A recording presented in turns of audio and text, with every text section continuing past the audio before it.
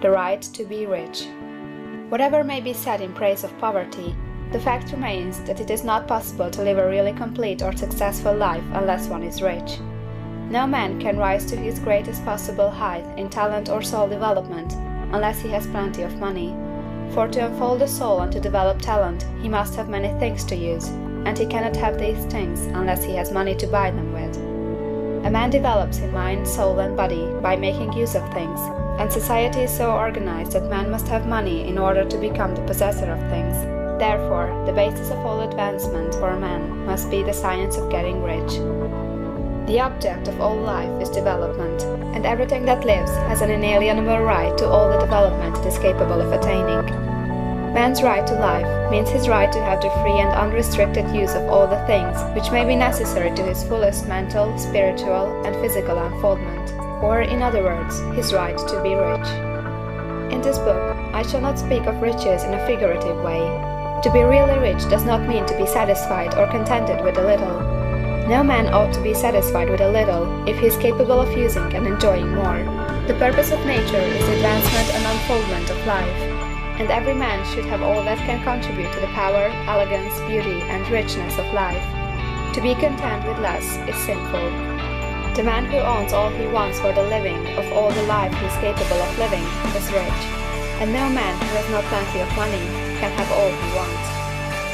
Life has advanced so far and become so complex that even the most ordinary man or woman requires a great amount of wealth in order to live in a manner that even approaches completeness. Every person naturally wants to become all that they are capable of becoming. This desire to realize innate possibilities is inherent in human nature. We cannot help wanting to be all that we can be. Success in life is becoming what you want to be. You can become what you want to be only by making use of things, and you can have the free use of things only as you become rich enough to buy them. To understand the science of getting rich is therefore the most essential of all knowledge. There is nothing wrong in wanting to get rich. The desire for riches is really the desire for a richer, fuller, and more abundant life, and that desire is praiseworthy. The man who does not desire to live more abundantly is abnormal, and so the man who does not desire to have money enough to buy all he wants is abnormal. There are three motives for which we live. We live for the body, we live for the mind, we live for the soul. No one of these is better or holier than the other. All are alike desirable, and no one of the three, body, mind, or soul, can live fully if either of the others is cut short of full life and expression. It is not right or noble to live only for the soul and deny mind or body, and it is wrong to live for the intellect and deny body or soul. We are all acquainted with the loathsome consequences of living for the body and denying both mind and soul, and we can see that real life means the complete expression of all that man can give forth through body, mind, and soul. Whatever he can say, no man can be really happy or satisfied unless his body is living fully in every function, and unless the same is true for his mind and his soul. Wherever there is unexpressed possibility or function not performed, there is unsatisfied desire. Desire is possibility seeking expression, or function seeking performance.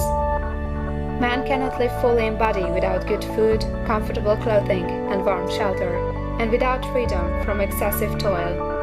Rest and recreation are also necessary for his physical life.